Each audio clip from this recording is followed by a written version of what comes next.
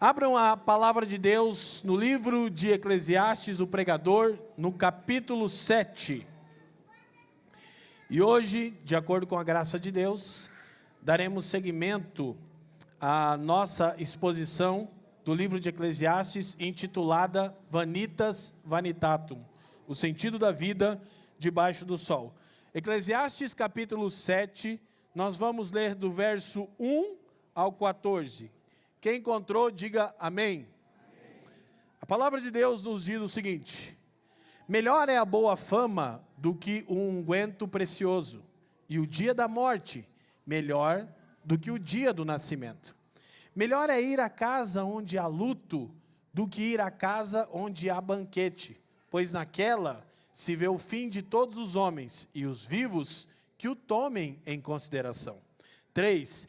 Melhor é a mágoa do que o riso, porque com a tristeza do rosto se faz melhor o coração.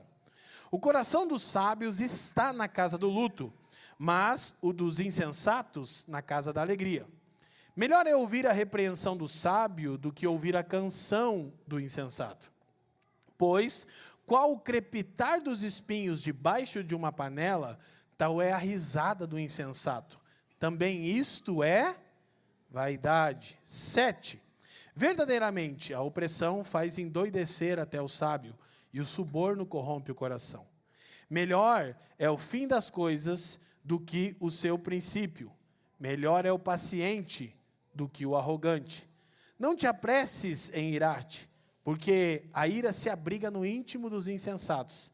Jamais digas, porque foram os dias passados melhores do que estes? Pois não é sábio perguntar assim. Boa é a sabedoria, havendo herança, e de proveito para os que veem o sol. 12. A sabedoria protege como protege o dinheiro, mas o proveito da sabedoria é que ela dá vida ao seu possuidor.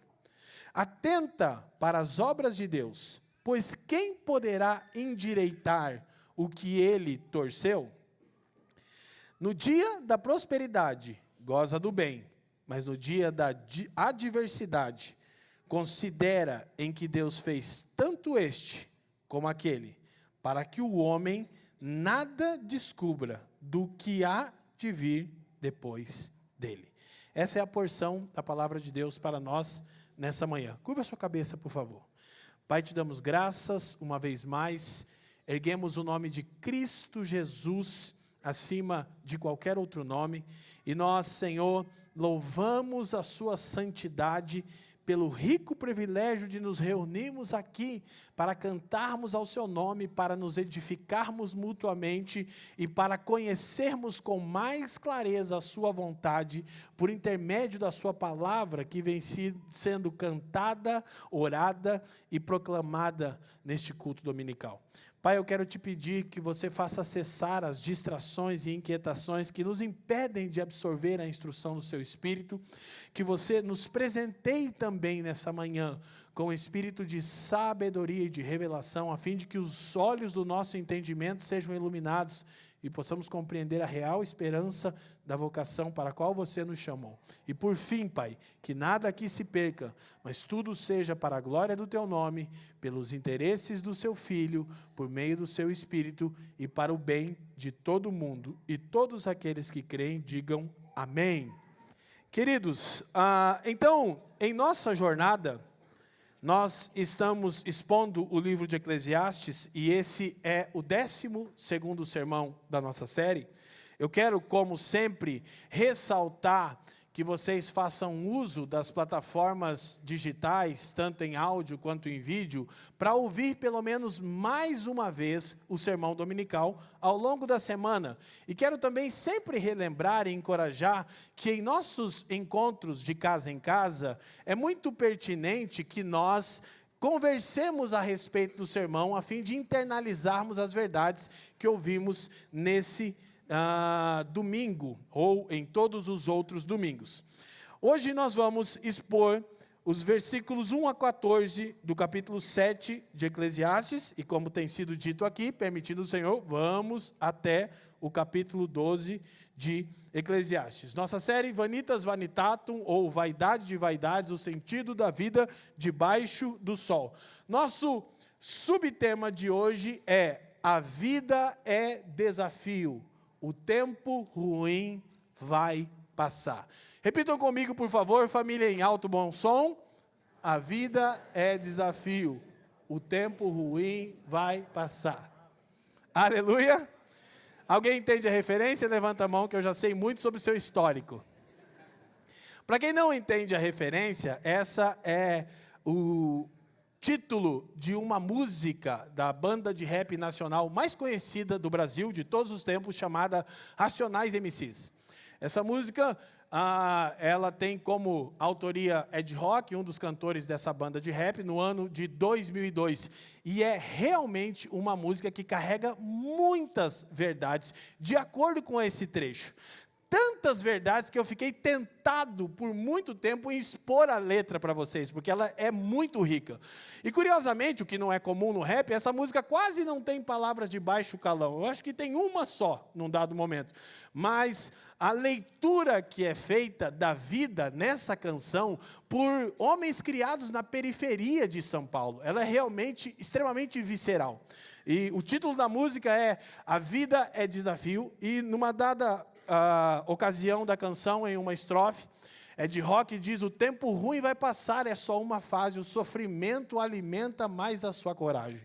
Então, quando nós olhamos para o contexto desse tipo de arte, que é nutrido e gerado em um ambiente de extrema miséria e pobreza, você percebe o quanto canções como essa fazem sentido. Ontem, olhando alguns comentários dos vídeos originais, pastor Leandro, mais antigo, eu vi centenas de comentários de pessoas dizendo assim: essa canção mudou a minha vida para sempre, me fez ver a vida de uma maneira diferente. Então, nós aqui da família sabemos, a gente não separa secular e sagrado, a gente separa o que glorifica a Deus e o que não glorifica a Deus. E eu poderia dizer que 98% dessa música glorifica a Deus. Inclusive, eu costumo ouvir ela em som altíssimo no meu carro, como o Benjamin. Amém? Eu vou resistir durante o sermão não cantar para vocês ela, tá bom? Eu pensei em algumas músicas assim, um pouco mais popular, MPB, mas o que eu gosto mesmo é Racionais, irmão. Então, como eu que vou pregar, o dia que você for pregar, você escolhe o tema do sermão. Hoje pela manhã o Benjamin viu o tema do sermão, que ele não tinha visto aqui, ele abriu e falou: para, pai, isso não é o tema do sermão. Eu falei: por que não? O sermão é meu? Né? Então, é interessante nós refletirmos a respeito disso, porque essa perícope vai tratar a respeito do sofrimento oriundo da queda. E nós evitamos encarar a vida como ela é por vezes, e muitas vezes nós também cometemos o erro de blindar os nossos filhos para que eles não entendam que o mundo tem muitas evidências de maldade. Claro que, a depender do contexto, da idade do seu filho, da faixa etária, você não precisa contar todas as tragédias e mazelas do mundo. Mas não tente dizer ao seu filho que o mundo não é mau. Porque quando ele crescer e perceber isso, ele vai se irar contra Deus e contra você. Como se você não tivesse contado para ele a realidade. Nós, então, por vezes queremos criar os nossos filhos em bolhas, como se isso fosse preservá-los. Mas, querido, estatisticamente está comprovado, não funciona. Então, vá, de acordo com a capacidade do seu filho, explicando o mal no mundo para ele e as tragédias. Eu faço isso com frequência com o Benjamin.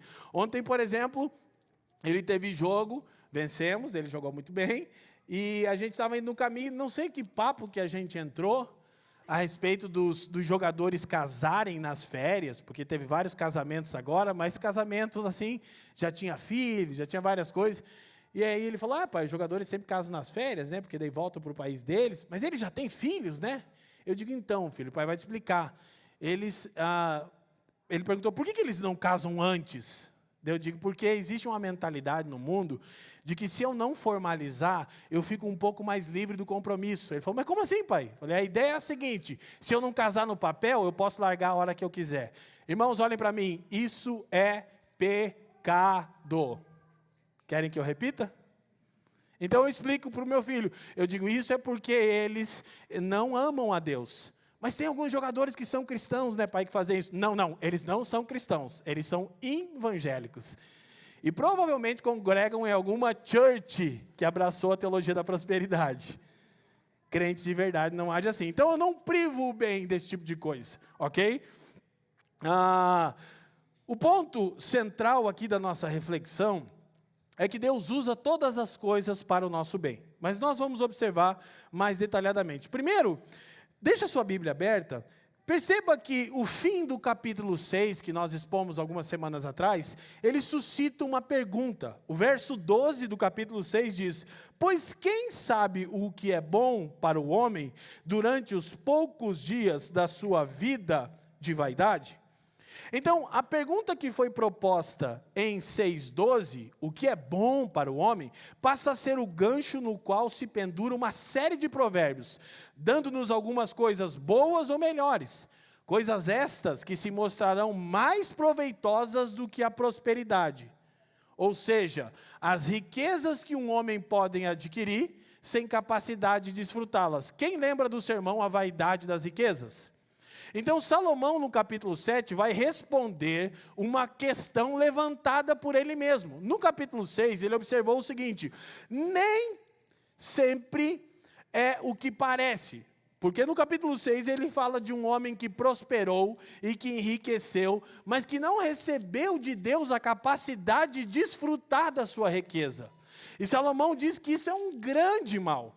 Então, o que ele está dizendo no capítulo 7 é um contraponto do capítulo 6. Ouçam isso. A verdade que aparece no capítulo 6, do verso 1 a 12, que a prosperidade nem sempre é tão boa quanto parece, é agora apresentada em 7, 1 a 14. O sofrimento e a adversidade não são sinais inevitáveis ou necessários do desagrado de Deus com alguém.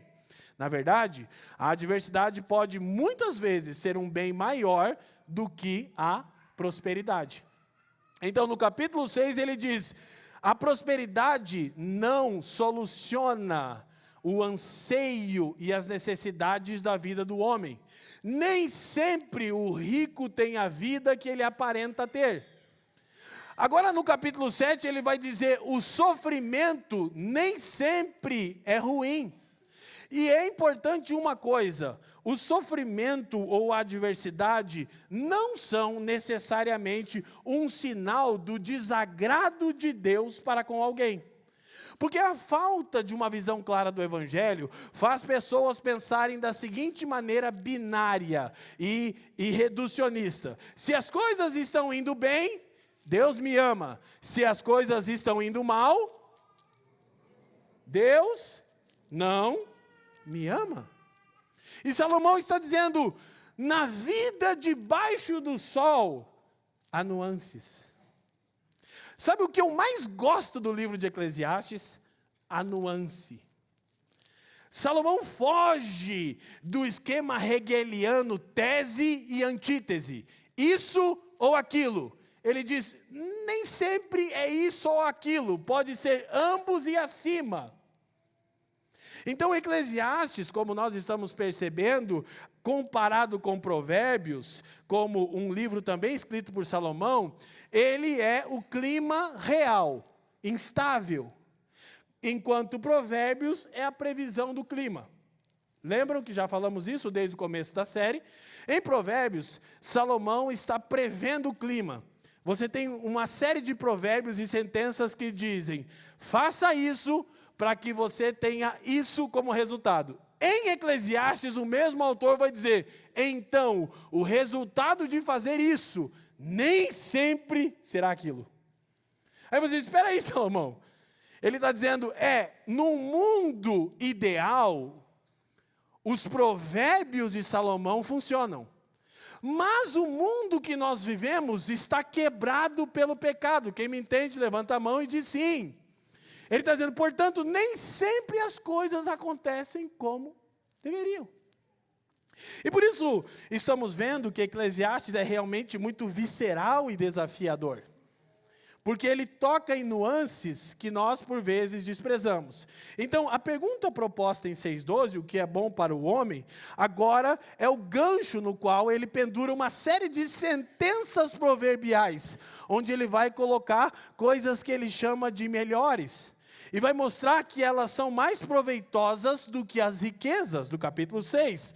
Então, se no capítulo 6, repetindo, ele diz que a riqueza nem sempre é o que parece, no capítulo 7 ele vai dizer que o sofrimento e a adversidade não são necessariamente um sinal da reprovação de Deus para com alguém, e tampouco são sempre ou meramente ruins. Por vezes, o sofrimento não tem relação com o indivíduo, mas com o mundo no qual o indivíduo habita. Lembra-se a respeito daquele cego, quando os discípulos questionam o Senhor, dizendo: quem pecou, ele ou os seus pais? Quem lembra disso? Jesus diz: nem ele, nem os seus pais. O que Jesus está ensinando é: o mundo está quebrado.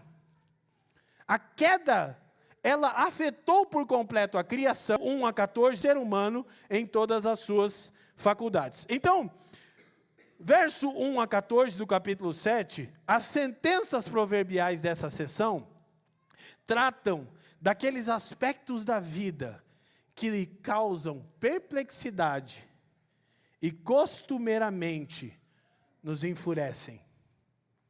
Então hoje nós temos um desafio, como temos de fato todas as manhãs de domingo, mas em permitir que o Espírito Santo escrutine o nosso coração e denuncie que, por vezes, uma série de situações que nos causam perplexidade, elas produzem em nós furor contra o Criador. E Salomão vai começar a mostrar que nós não precisamos encarar a vida dessa maneira, preto no branco. Salomão vai mostrar que nós podemos e devemos ver a bondade e o cuidado do Criador em todas as coisas, quer na prosperidade, nas riquezas, quer no sofrimento e na adversidade. Quem me entende, diga amém. Então, os aspectos que causam perplexidade e nos enfurecem são pelo menos 4 apresentados aqui na perícope. Primeiro, morte, opressão, repreensão e dia mau. Alguém aqui gosta disso? Alguém aqui gosta de lidar com os efeitos da morte? Não, de forma nenhuma. Alguém aqui gosta de um contexto de opressão e de pressão cultural, de práticas de injustiça deliberada? Não.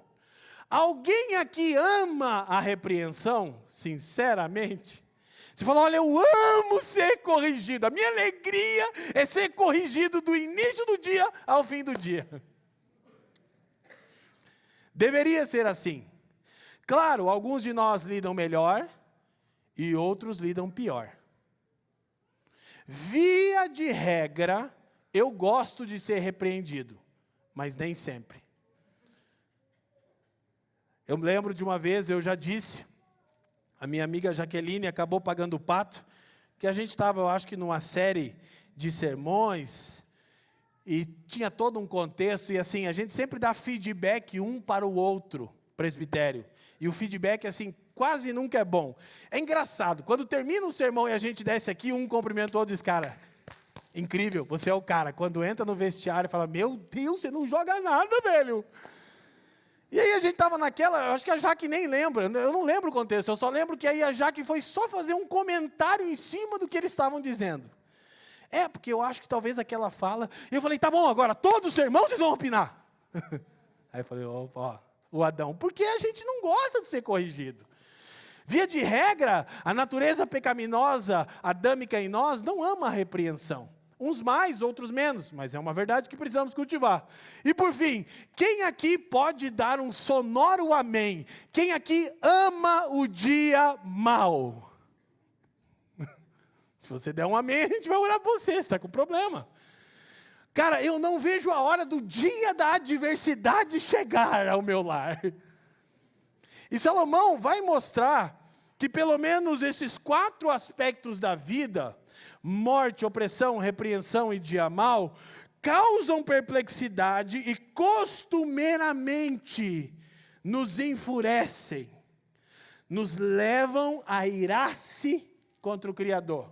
Como se nós soubéssemos governar o mundo e as nossas vidas melhor do que Ele.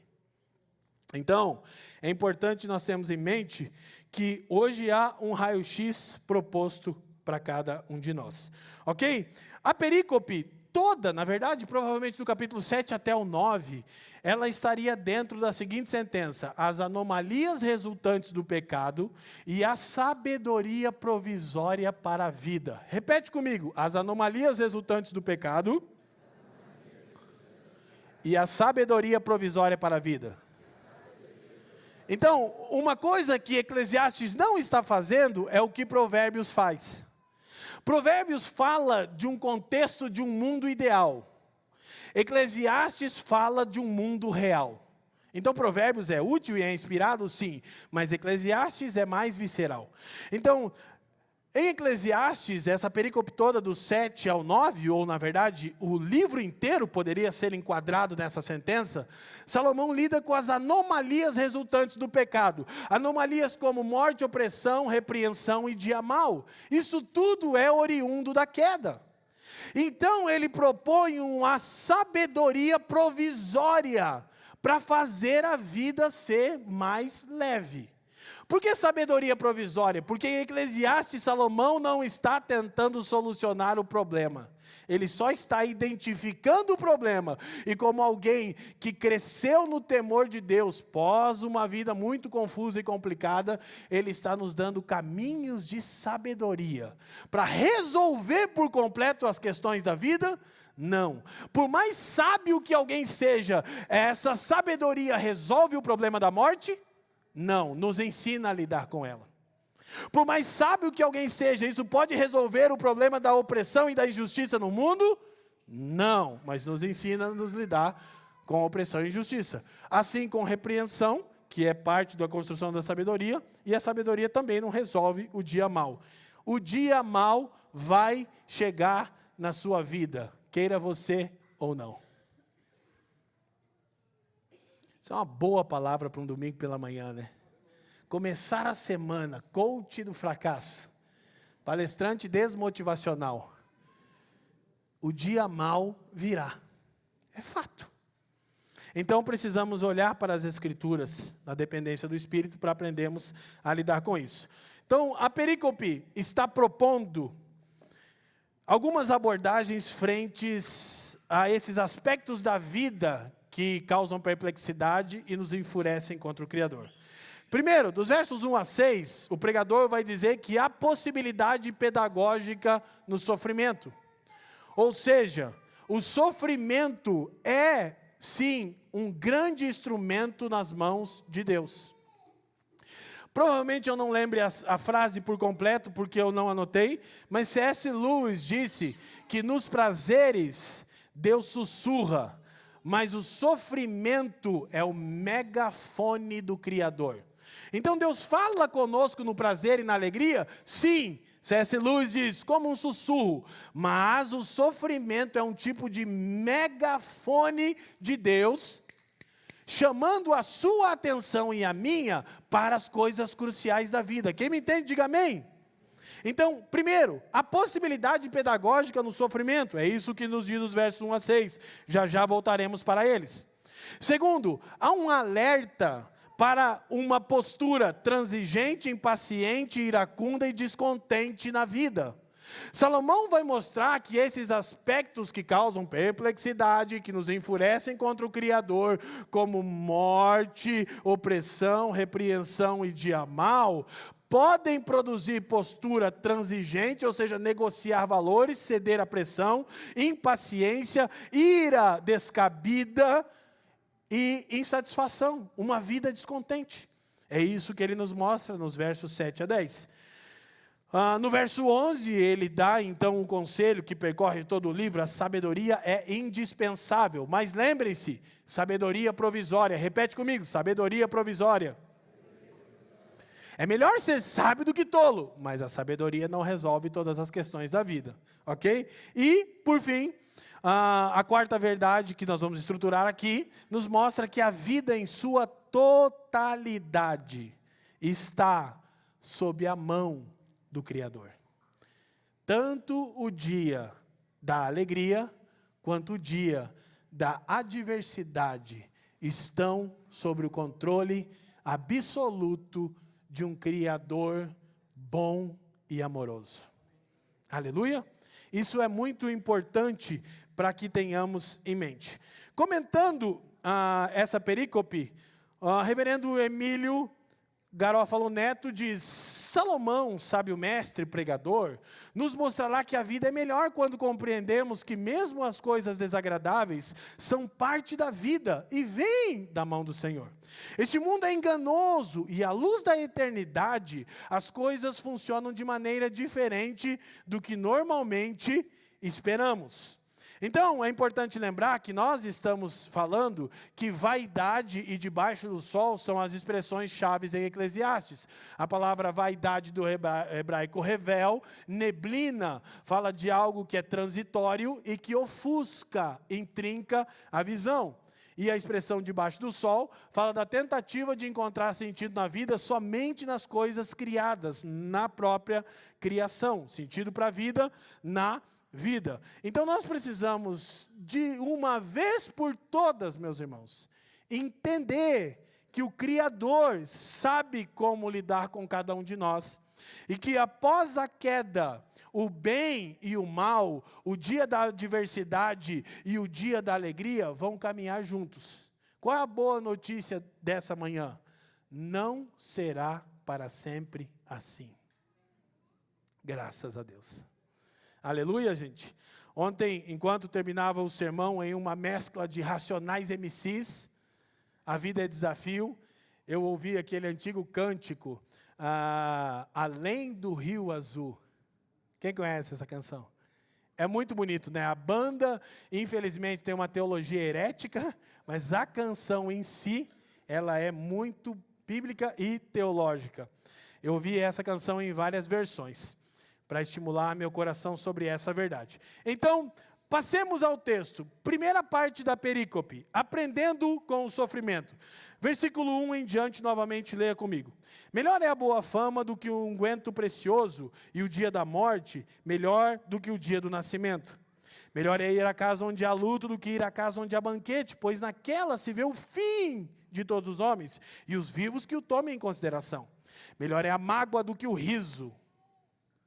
Fala a verdade, gente. Melhor é a mágoa do que o riso. Fala a verdade. Soa estranho isso, né? Porque com a tristeza do rosto se faz melhor o coração. Verso 4. O coração dos sábios está na casa do luto, mas dos insensatos, na casa da alegria.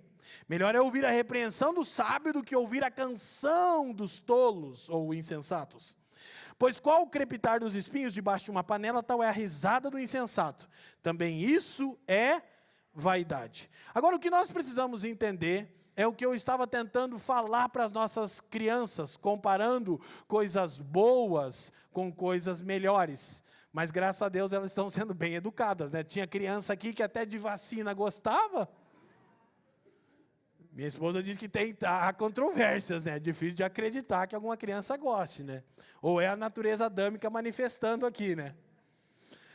Mas olha, preste atenção. Isso aqui é a chave do entendimento de toda a nossa reflexão. Melhor aqui não significa necessariamente bom ou agradável, mas sim mais, uma vez mais proveitoso. Note que a palavra melhor aparece 5 vezes nos 6 versículos que nós lemos. Melhor, melhor, melhor, melhor e melhor. Mas melhor aqui não significa necessariamente bom ou agradável, mas sim mais proveitoso. Não quer dizer que coisas como a morte são boas, porque não são. Porém, mesmo as maiores anomalias da existência humana podem ser úteis nas mãos do Criador, para o nosso crescimento. E todas elas, eu disse todas, estão sujeitas à sua soberania. Nós precisamos ter isso em mente, porque Salomão começa com a seguinte sentença: melhor é a boa fama e o bom nome do que o unguento precioso, ou do que o bom perfume. Preste atenção, 2 coisas. O que se tem em vista não é simplesmente o bom nome ou a boa fama, que pode ser imerecida, mas uma reputação oriunda do caráter. Ou seja, pós-morte de alguém, esse alguém pode ser bem falado. Talvez essa boa fama seja imerecida. O que Salomão tem em mente, o pregador, é realmente uma reputação oriunda do caráter interior de alguém. O legado genuíno de alguém diante de Deus e diante dos homens. Então ele diz, melhor é o bom nome do que o unguento precioso. Primeira coisa, naqueles dias, na cultura de Israel, as pessoas utilizavam perfumes e especiarias para ganharem posições sociais. Hoje não é diferente. Nós temos perfumes caríssimos. Hoje existe um mercado multimilionário e altamente lucrativo de fragrâncias. Inclusive, quando se faz propaganda de fragrâncias, o foco é sempre a impressão que você causa ao chegar. Gente, todo mundo aqui gosta de estar cheirosinho, amém? Por favor, irmão, em nome de Jesus. Você usa Rolon, aleluia. Pobre não precisa ser fedido. Glória a Deus. Tem uns irmãos, vou ficar a dica aqui, ó, que tem que usar dobrado. Perfume tem que ser francês no teu caso. Eu já uso há muito tempo o Mont Blanc, que nem é um parfum, é água de toalete, né, que é um pouquinho, mas é um perfume que eu gosto, bem calibradinho, a Fran gosta, tal, você acostuma. É comum de eu estar num lugar e alguém dizer, poxa, que perfume bom, pastor. Graças a Deus, né? Jogamos em outro time, né? Mas o que Salomão está dizendo, que a grande coisa que alguém deveria se preocupar é com o seu bom nome. A verdadeira fragrância que alguém deveria deixar por onde passa ou pós-morte é a boa fama oriunda de um caráter resiliente. Gente, não tem nada mais cômico do que alguém que viveu uma vida ímpia, desregrada, no seu funeral, ver os familiares mentindo deliberadamente, dizendo, olha, isso era um grande homem. E você olha, o que é isso? Morreu, santificou, é a cerimônia de beatificação. Por favor, gente. Então, Salomão está dizendo, melhor é ter um bom nome do que um unguento precioso. Meu irmão, presta atenção, por favor, paga as suas contas. Em nome de Jesus, para de dar calote. Porque não apenas para os cristãos é o seu nome que está em jogo, mas um cristão representa o verdadeiro e mais sublime nome, o nome de Cristo. Como você se comporta no seu ambiente de trabalho, como você se comporta no seu ambiente familiar, no seu ambiente acadêmico, meu irmão, melhor é a boa fama do que o mais caro dos perfumes. Melhor é você não ter riqueza, melhor é você não ter bens, mas ter um bom nome. Não tanto tempo atrás, chegar em um estabelecimento e se apresentar como pastor, era estima. Hoje é tudo que eu não falo.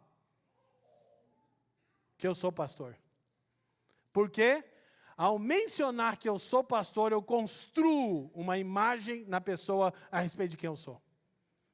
Normalmente, quando eu estou me relacionando com não cristãos, sempre acontece que quando eles descobrem, eles dizem o seguinte, você é um pastor diferente. Eu digo, louvado seja o nome de Jesus. Não só pela maneira que eu os trato, mas por aquilo que eles escutam a respeito de mim. Então isso é extremamente essencial. E nós, uma vez mais cristãos, carregamos o nome de Cristo. Agora, tem outra coisa que é possível de estar acontecendo aqui, nesse texto. Nos tempos antigos, havia-se a prática de ungir o corpo morto com especiarias e perfumes para tornar o cadáver mais apresentável. Eu fiz contato com meu amigo Alex Mildenberg, que trabalha nessa área. Perguntei algumas coisas a respeito de quanto custa tanatopraxia, que é a prática de preparar o corpo do presunto. Então ele falou, pastor, o céu é o limite. Aí eu já lembrei, e você, truta, é imbatível. Mas aí fazer o quê? Porque eu disse isso, né, Alex? E aí trabalha-se também, hoje a empresa do Alex, quem precisar, né? Todo mundo vai precisar, né, irmão? Então fica um merchan de graça aqui. Vai precisar, calma. Com urnas caríssimas, com desenhos dourados e coisas belas, e eu também aquela hora não quero prejudicar a sua empresa, Alex. Mas do que adianta alguém ter o mais belo processo de tanatopraxia? Do que adianta ser a mais caríssima das urnas para cinzas? Ou o mais belo cemitério se você é um mau caráter? O que vai perdurar é a sua má fama. Então a verdade é que antigamente e hoje ainda havia essa prática de utilizar especiarias e perfumes para tornar o cadáver mais apresentável. Minha mãe sempre diz para mim, meu filho, no meu enterro eu não quero choradeira e eu quero que faça bem rápido. Não é, mãe? Ela diz, porque eu não estarei mais ali. O que eu tinha que viver e deixar já foi feito. É o que Salomão está dizendo. Melhor é a boa fama do que um unguento precioso. Quem me entende, diga amém. O segundo provérbio diz, o dia da morte é melhor do que o dia do nascimento. Ô coisa difícil, gente. O que é melhor? É melhor ir a um funeral ou ir a um parto ou ao aniversário de um aninho de uma criança? Mas de qual perspectiva o pregador está nos instruindo? Não é o que é mais agradável, é o que é mais proveitoso para o nosso crescimento espiritual. O que é mais proveitoso, presta atenção, para o nosso crescimento intelectual, para a nossa reflexão. Então ele diz, o dia da morte é melhor do que o dia do nascimento. E aí ele vai sustentar essas verdades. Olha o que ele diz no 2, pois é melhor ir à casa de luto do que ir à casa onde há banquete, pois naquela se vê o fim de todos os homens. E os vivos, olha o conselho, que o tomem em consideração. Gente, quantos aqui têm o hábito de procurar funeral para ir lá para refletir? Salomão está dizendo que isso é melhor. Mas quantos aqui ficam torcendo para serem convidados para uma festa, para o banquete? Onde é que vai ter a próxima festinha? Tinha gente aí caçando as festas caipiras, uma dessas era a minha esposa. Ela estava nos grupos de WhatsApp tentando descobrir qual de casa em casa teria uma festinha caipira, para ela filar uma quirerinha. E ele explica, dizendo aqui, que é melhor ir à casa de luto do que a casa onde há festa e banquete. E ele explica, porque na casa de luto se vê o fim de todos os homens. Ou seja, preste atenção no que eu vou dizer. Cada funeral alheio que eu e você participamos, antecipa nosso próprio funeral. É um alerta de, tema a Deus, porque tu és pó, e ao pó tornarás. Então o pregador continua, os vivos os tomem em consideração, significa que a morte nos leva a pensar na vida. Os funerais não são divertidos como uma festa de aniversário, mas nós mortais temos muito mais pensamentos sóbrios num funeral do que em aniversários. É ou não é verdade, meus irmãos? A maioria de nós não tira tempo para reflexão profunda em época de festa. Ou quando reunimos os amigos, como gostamos, para uma partida de futebol importante, graças a Deus, 2026, ano que vem tem Copa. Ai, meu Deus. Esses dias eu me peguei pensando que deu uma sensação de alegria, de gozo, de plenitude. Falei, ai, tem Copa. Que legal. Pensa num negócio que eu gosto de assistir futebol, já deu para ver, né? Mas normalmente, eu vou falar para você, quando nós estamos num ambiente festivo, não somos levados a profunda reflexão. Falar bem a verdade para você, irmão. Quando o segundo anel do Couto Pereira está balançando com a fúria, cantando, calando os coxas, eu não estou pensando na vida. Eu só estou pensando em tricolor. Dale. Mas no funeral, na casa do luto, eu e você somos colocados para olhar para o nosso interior. O último funeral que eu participei foi o pai do pastor Fábio Pulpo, foi maravilhoso. E eu disse aqui, e algumas pessoas hipersensíveis podem pensar, como alguém pode dizer que o funeral é maravilhoso? O funeral de um pecador que outrora creu, por intermédio da fé do seu filho, que era outro pecador, é um dia maravilhoso. De maneira que nós cantamos tão alto naquela capela, Deus enviou seu filho amado, que parecia um culto dominical. E Salomão está dizendo exatamente isso. Por quê? Porque a morte nos leva a pensar na vida. Embora funerais não sejam divertidos como festas de aniversário, eu e você, mortais, somos levados a pensamentos mais sóbrios no funeral do que em uma festa ordinária. Mas meu irmão, olha para mim, nós evitamos lidar com a morte. Fala a verdade. Enquanto construía o sermão, eu olhava para dentro de mim e dizia, Senhor, como não é agradável, e como eu tive anos da minha vida, por causa da morte do meu pai, um trauma com o funeral. Inclusive uma dificuldade grande com alguém que está com enfermidade. Quando tem alguém próximo a mim com enfermidade, aquilo me inquieta a tal ponto. Por quê? Porque os 3 últimos anos do meu pai, foram todos os dias, ele vai morrer. E eu me lembro de a mãe deixar a porta do quarto aberta, e ele sentado na cama, ele não conseguia respirar, né, mãe? Ele respirava alto e eu a madrugada inteira, eu não disse isso para ele, porque eu era um adolescente burro. Eu passava as madrugadas acordado pensando, eu vou acordar, se eu dormir ele vai morrer, eu não vou ver ele. Então isso causou em mim um trauma, funeral, doença, falar, cara, não é comigo essa coisa. Mas não é isso que as Escrituras dizem. Sabe por quê? Porque isso nos leva a refletir sobre a nossa finitude. Meu irmão, foi Sócrates que disse que a vida que não é refletida não é digna de ser vivida.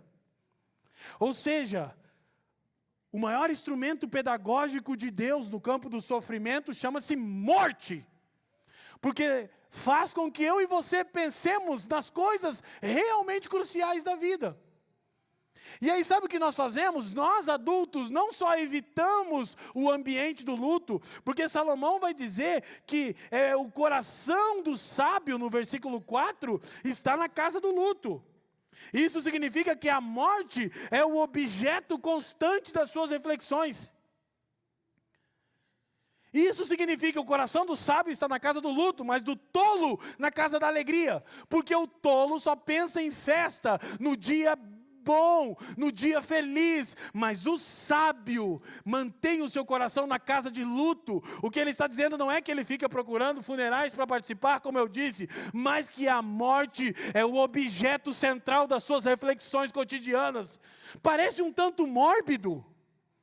Todos os dias pensar na morte é o que Salomão está sugerindo aqui. Por quê? Porque isso nos leva a viver de maneira mais digna. Curiosamente, em um mundo quebrado, quanto mais fazemos da morte o objeto das nossas reflexões, mais vivemos de maneira a glorificar a Deus. E aí nós só não evitamos, olhe para mim, nós privamos os nossos filhos.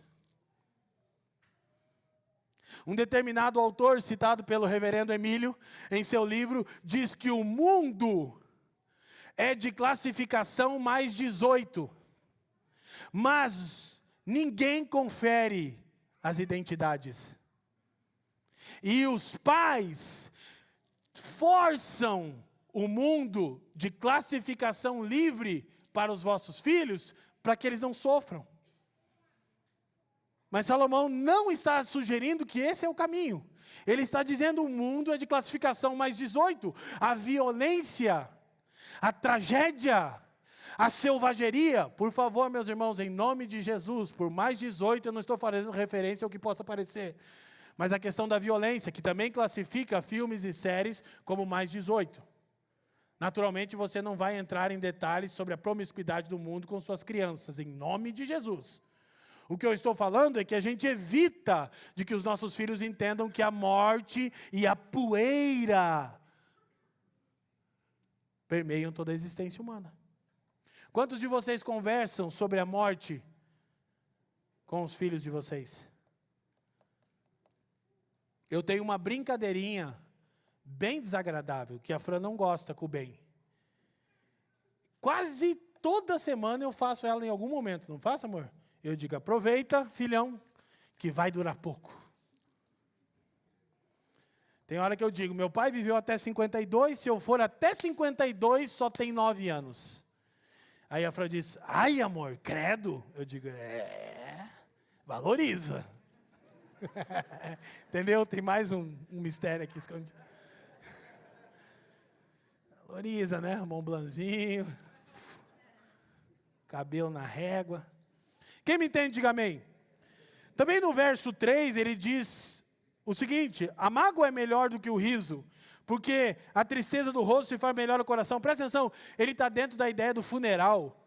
Ele não está dizendo que a mágoa, no sentido de nutrir ofensa contra alguém, é melhor do que sorrir, não. Ele está falando que a tristeza interna, oriunda de se estar no funeral, é melhor do que a risada insana e descabida de substância. Bobagem. Porque a vida não é só alegria.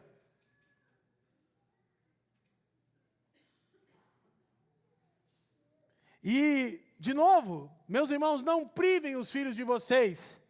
Não criem um mundo de classificação livre, pois o mundo está quebrado pelo pecado, e ele é de classificação mais 18, e nós precisamos estar prontos para isso, e formar os nossos filhos para a tragédia que há no mundo, com a esperança do Evangelho. Porque isso não é a última palavra. Esperem, por favor. Então, se faz melhor o coração, no verso 3, significa que diante da finitude ou fragilidade da vida humana exterior, a vida interior é colocada em melhor situação, e a abordagem da vida torna-se mais coerente. A pessoa que viu a morte face a face pode ter a sua vida interior melhorada. Presta atenção, quer uma prática? Mantenha seus filhos próximos a idosos. Quer um conselho? Quando sobrar um tempo, leva seu filho no Erasto Gettner. Porque o pregador sábio diz que é melhor do que dizendo que é mais tema. Ele não está dizendo que é mais agradável. Ele está dizendo que é mais proveitoso. E aí nós aceitamos a sabedoria da palavra de Deus ou insistimos em uma vida hipersensível, que força em criar para si mesmo, para os filhos e para os outros, um mundo de classificação livre?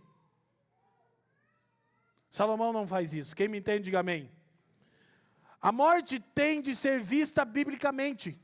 Ela é o resultado de um mundo quebrado, mas não é a palavra final.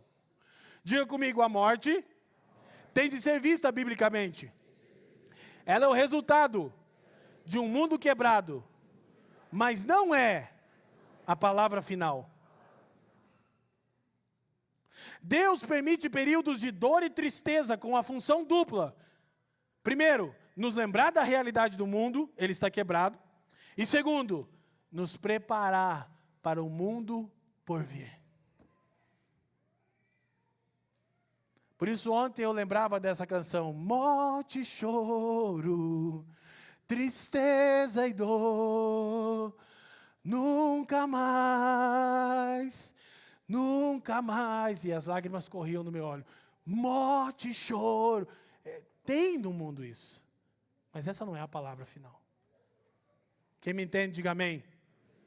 E aí eu já troco para o Ed Rock, e disse, é necessário sempre acreditar que o sonho é possível, que o céu é o limite. E aqui eu já boto o evangelho ali que não tem, né? E você, truta, é imbatível. Que o sofrimento, que o tempo ruim vai passar, é só uma fase. O sofrimento alimenta mais a sua coragem. A sua família precisa de você lado a lado, para te apoiar, se ganhar ou perder. Mano, eu não sei de vocês, mas aquilo eu levanto e falo, ei, capeta, vem, Satanás. Eu já imagino eu aqui, ó, no gueto do céu aqui, ó. É necessário. Eu vou morar na periferia, eu sei que é difícil para Fran, mas na vida vindoura eu vou dizer, Senhor, onde é que é a periferia do bagulho? Onde é que é o Boquera da Nova Jerusalém? Mano Brown, Ice Blue, Ed Rock, KLJ estão aqui? Quem está me entendendo, amém? Porque eu gosto de encarar a vida como ela é. Quem está me entendendo, amém? Inclusive, preste atenção para avançarmos e corrermos. Uma das razões pelas quais eu sou grato e vivo a maior parte do tempo satisfeito em Jesus, é porque está diante de mim quem eu era. Algumas pessoas nunca vão entender. E tudo bem. Elas nunca vão entender porque eu estou sempre lembrando como se eu tivesse deixado o crack e a maloqueiragem ontem. É que para mim era ontem, seu Júlio. Então todos os dias eu penso que privilégio eu vou subir ali e pregar o Evangelho. Que privilégio que Deus me deu entendimento da sua palavra. Eu falo a pobres e ricos, eu falo a homens e mulheres. Eu falo a adultos e crianças, as crianças não estão bem.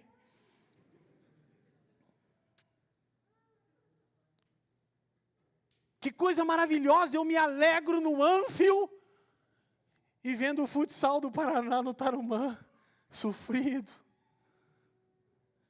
É uma alegria, porque eu estou com meu filho, estou com quem eu amo. Eu torço do mesmo jeito. Quem está me entendendo? É porque eu tenho diante de mim a minha vida pregressa, né? Então, preste atenção, versos 5 e 6, regressa. Melhor é ouvir a repreensão do sábio do que ouvir a canção do insensato, pois qual o crepitar dos espinhos debaixo de uma panela, tal é a risada do insensato. Também isso é vaidade. Ele está dizendo, olha, é melhor ser repreendido por um sábio que te ama, do que lisonjeado e aplaudido por tolos que aplaudem a sua teimosia. Gente, quantos aqui amam a repreensão? Como hoje em dias que vivemos, nós podemos adotar o que é prática nessa igreja de disciplina bíblica e eclesiástica. As pessoas se enfurecem quando são disciplinadas, quando são repreendidas. Nós já repreendemos irmãos em pecados constantes, que ao invés de se submeterem à igreja local para serem curados, para a glória de Deus e para o bem deles, deixaram a igreja local, porque eles querem permanecer no pecado e não serem confrontados. E por vezes nós como presbíteros pensamos, seria mais fácil fingir que na família dos que creem as pessoas não pecam, não precisamos repreender ninguém, vamos fingir, church, liga, apaga a luz, máquina de fumaça, uau, uau, uau, uau. Não, a gente conhece a vida das pessoas. E todas as semanas a gente está tendo que chamar um irmão, uma irmã, vem para o gabinete, dá uma alinhada, fica de cara feia, a gente sai por mal, mas é para o bem. E esse mesmo hábito nós temos entre nós, repreensão mútua constante.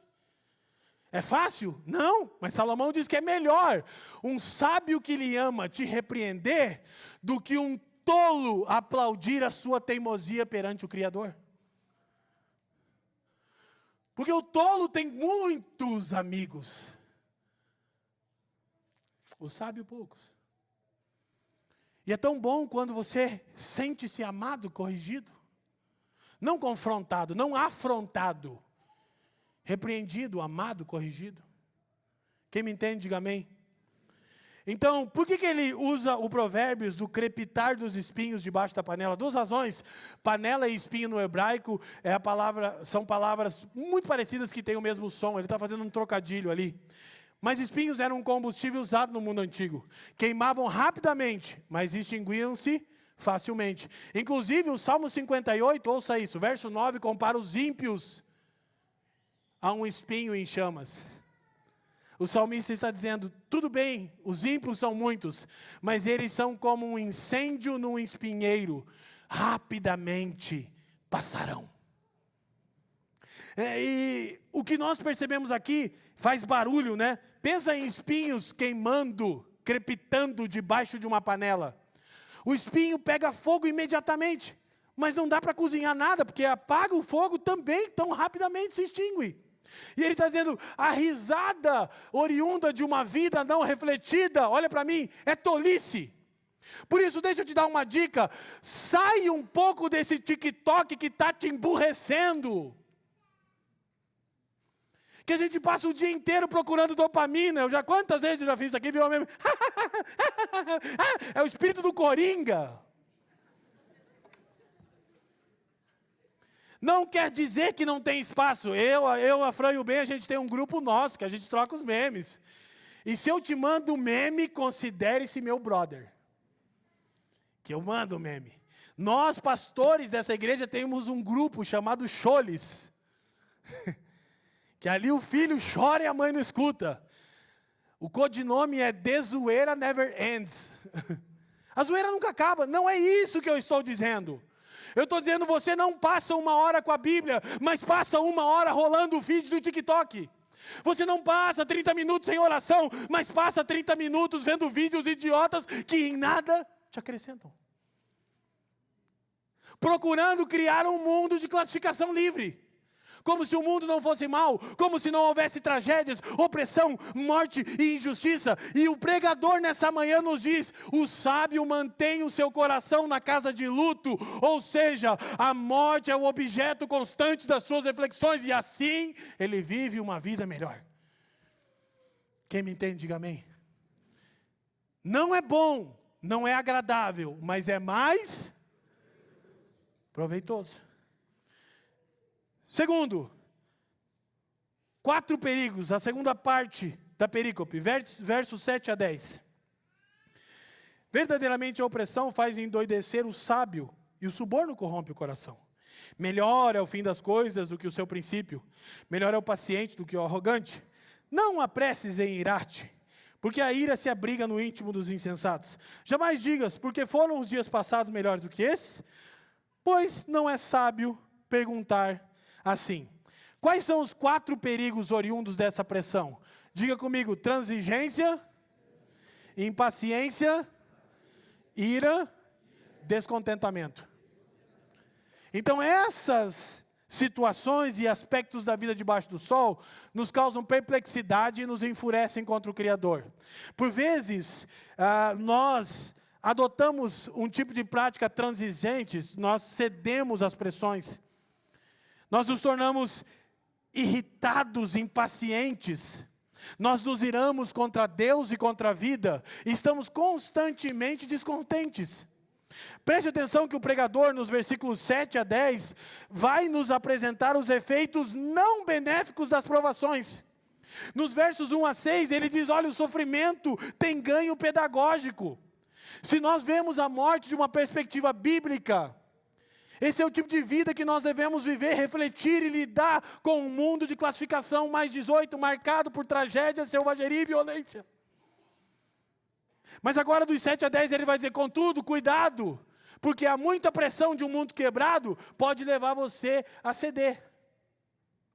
E aí ele diz, verdadeiramente a opressão faz endoidecer até o sábio. O que ele tem em mente é alguém que se comporta de maneira sábia, mas a opressão de um mundo injusto e as ofertas constantes fazem ele ceder. Ele tem uma postura transigente. Gente, diariamente nós estamos sendo empurrados para sonegar impostos.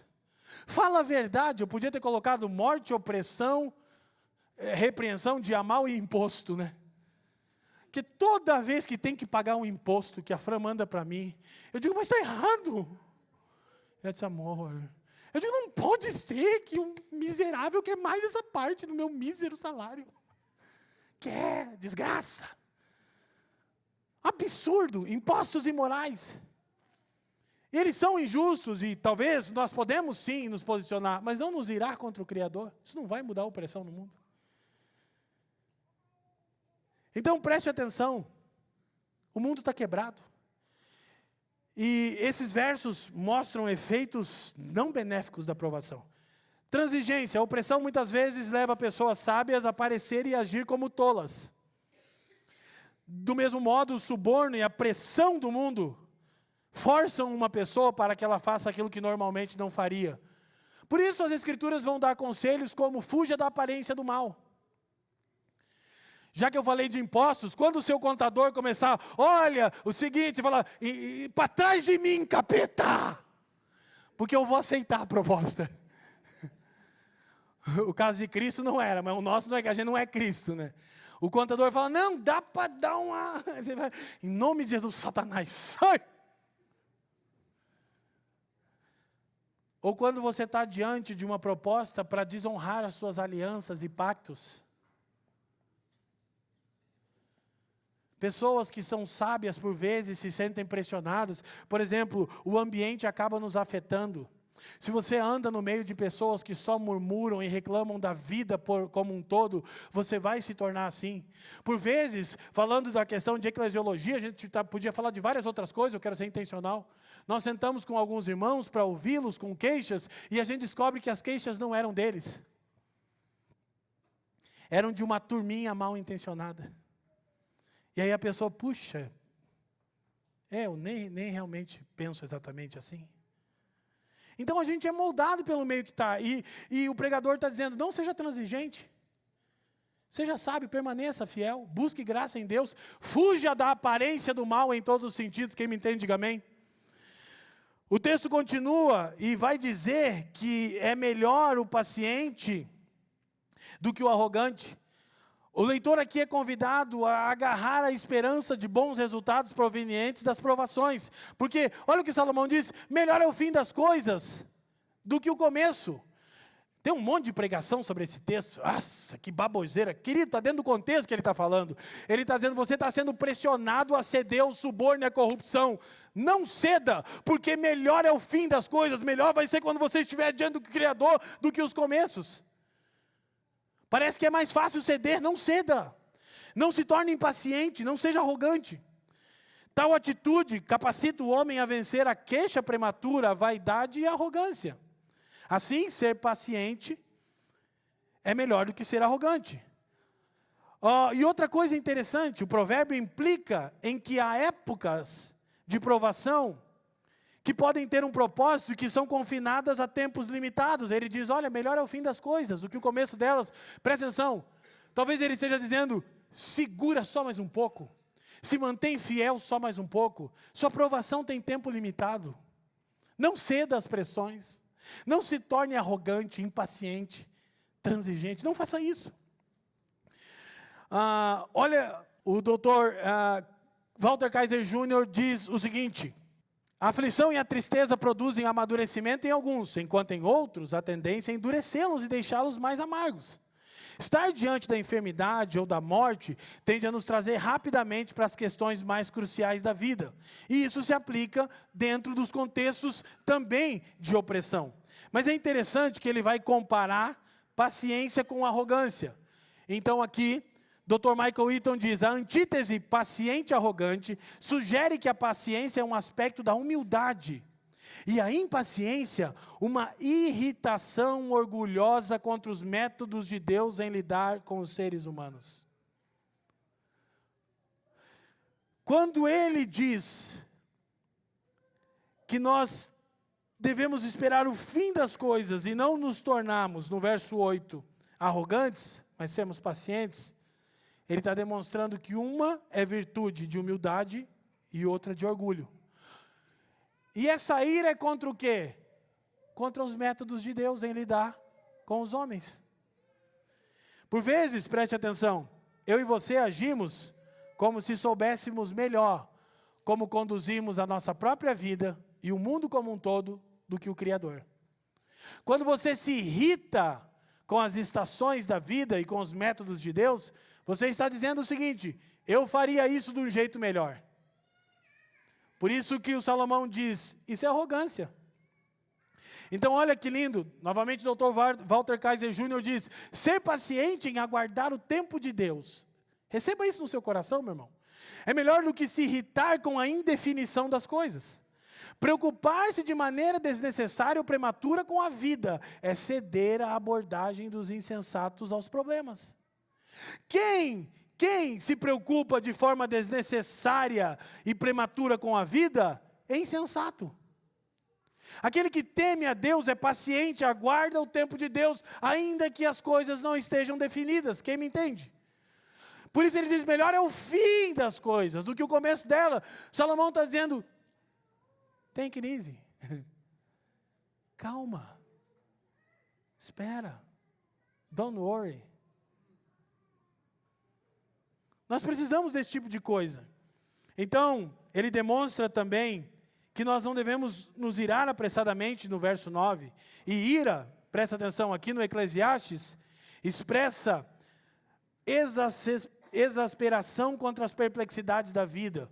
Ou seja, nós nos tornamos amargurados e irados contra Deus e contra a vida.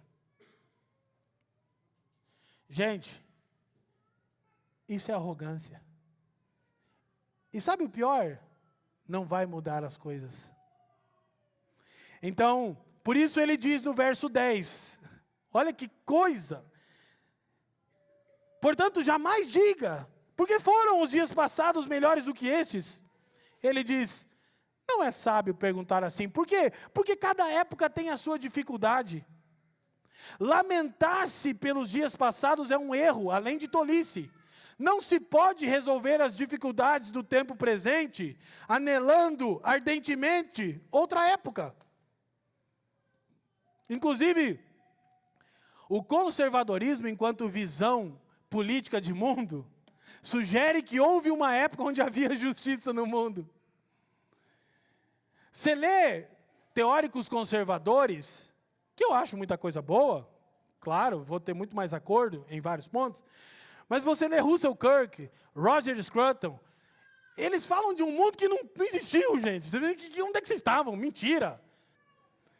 Então, para fecharmos as nossas conclusões, eu quero ainda ressaltar o seguinte: a ira e a impaciência demonstram arrogância contra os métodos de Deus.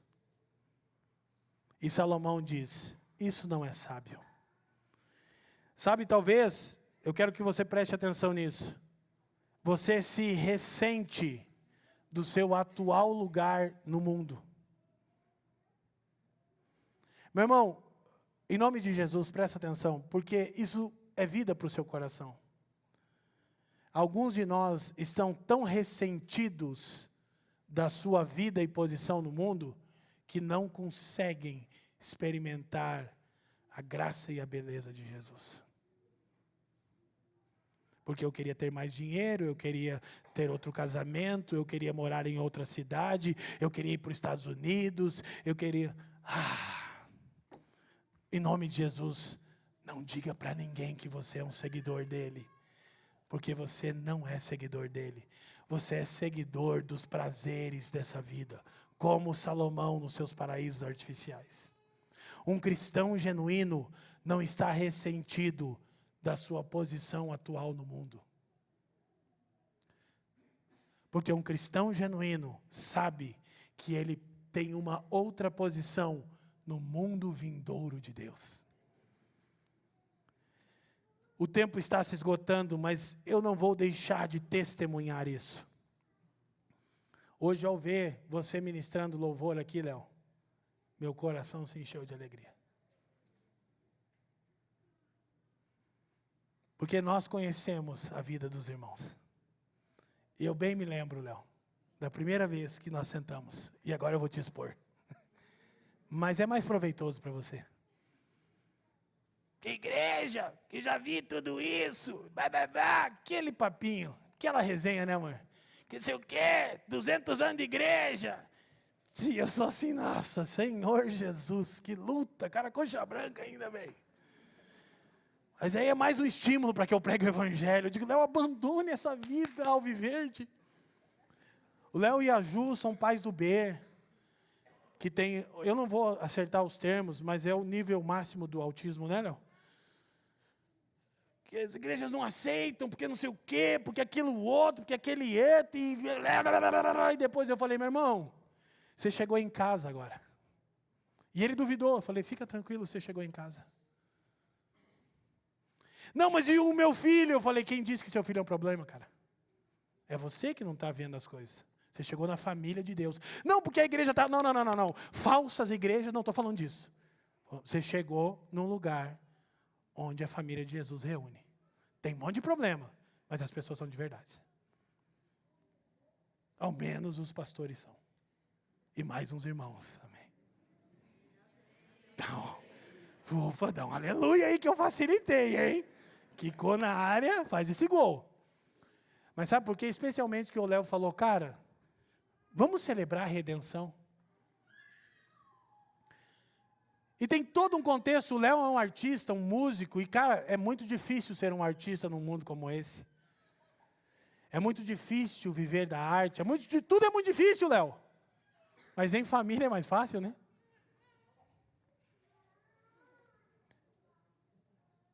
Podia ressentir, por que meu filho é autista nível máximo de suporte?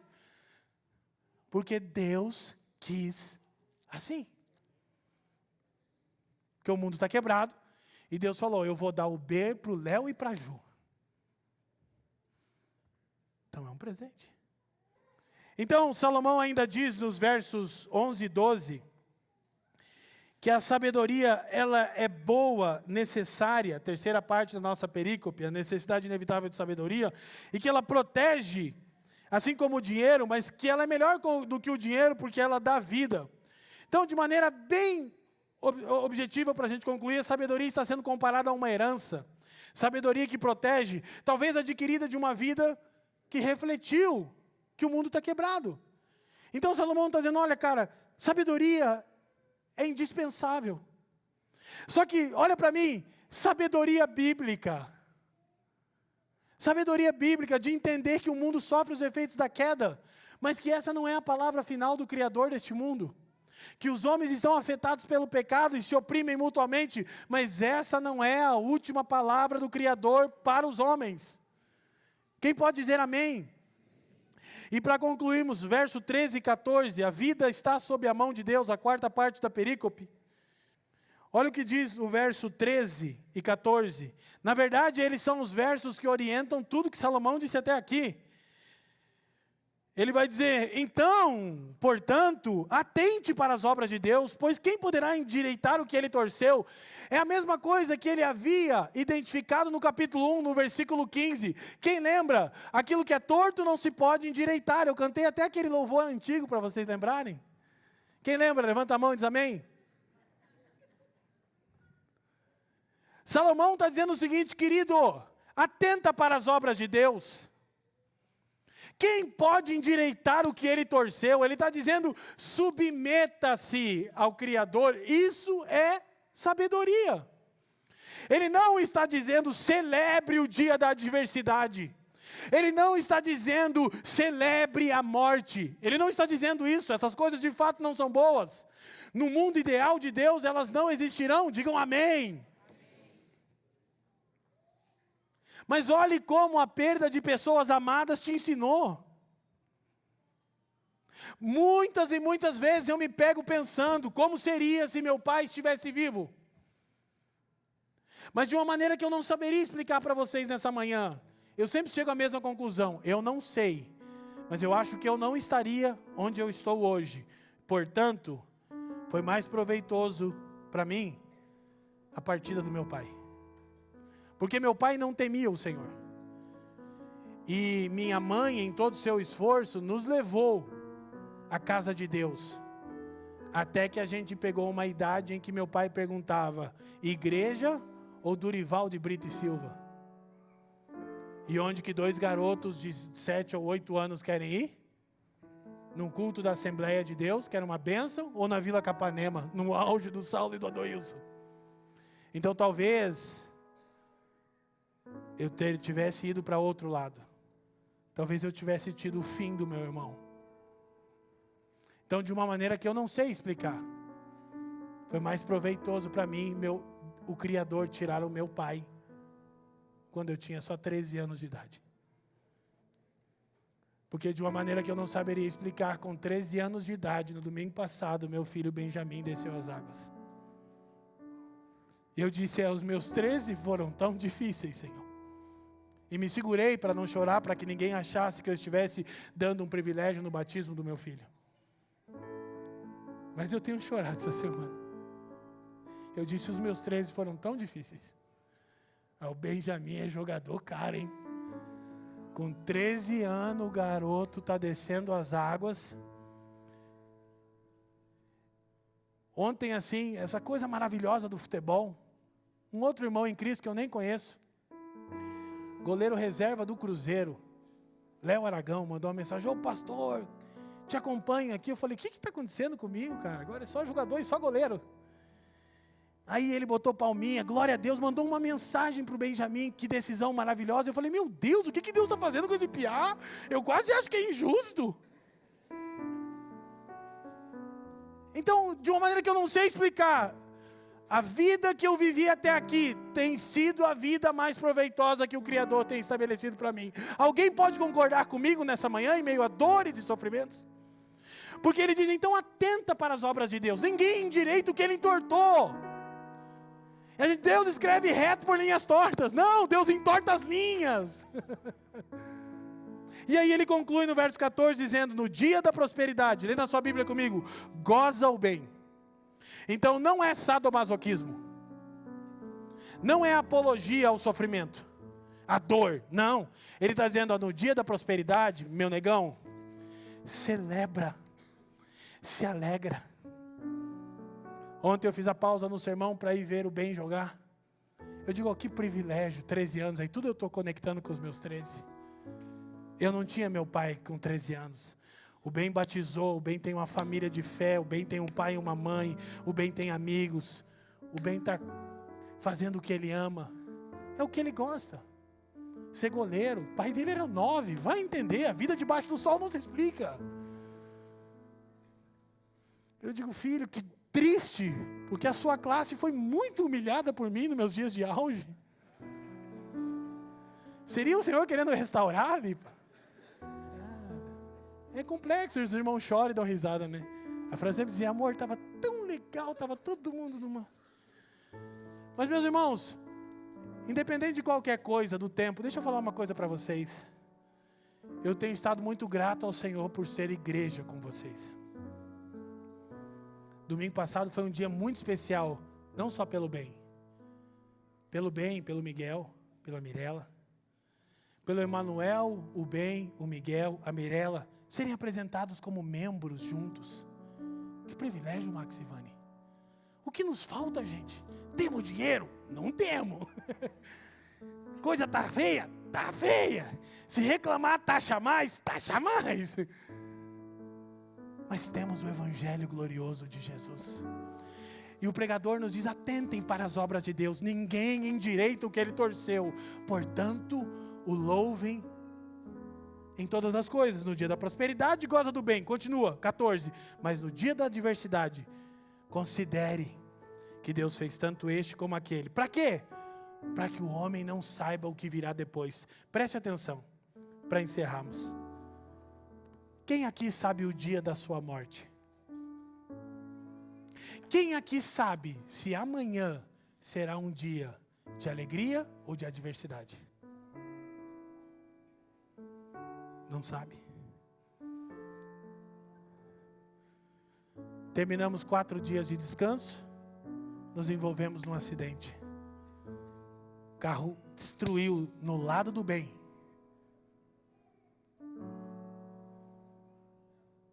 E eu falei para a Fran, né? Todos os meus amigos sabem o quanto eu já gostei de carro na vida. Talvez já foi até um ídolo. Que meu primeiro carro zero, 2018, um Cruze, bonitão. Eu me lembro de ter comprado. Eu já contei isso. Um dia eu parei numa esquina, sentindo aquele cheirinho, eu senti o Espírito Santo dizendo, tá bom? Eu digo, nossa, que otário que eu sou, Jesus. Fui mais teimoso ainda, mas agora estou aprendendo. Em nenhum momento eu esquentei a cabeça. Eu só percebi e falei com a Fran, o carro bateu do lado do bem. Não fez nada. O mundo é mau, está quebrado. Eu também não sou um Ayrton Senna, né? Dirigindo. Quem me entende? Nessa manhã eu quero te encorajar com essa verdade. O mundo é de classificação mais 18 e não adianta fingirmos que não é. Mas a boa notícia é, essa não é a última palavra do Criador. Seu Filho que encarnou nesse mundo mau voltará em glória para a redenção de todo aquele que crê e de toda a criação. Curva a sua cabeça. Pai, te damos graças nessa manhã, elevamos o nome de Jesus uma vez mais.